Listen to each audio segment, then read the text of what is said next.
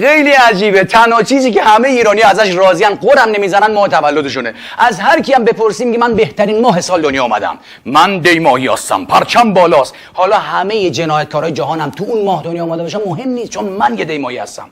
بعضی‌ها اصلا فازشون تهاجمی، آدم وحشت میکنه، خطرناکن. من یه فروردینی هستم، پس من نزدیک نشو.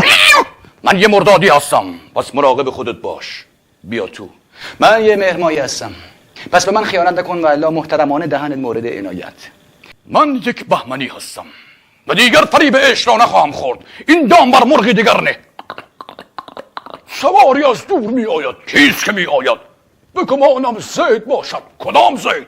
زید فابریک. اینا رو ول کن، اسیر اون عزیزی میشه که تو پیجش زده من یه اسفندیم، پشمان مال منه، دست کسی به از زندگی بکش بیرون. یعنی همه پشمانا مال اسفند ماهی ها.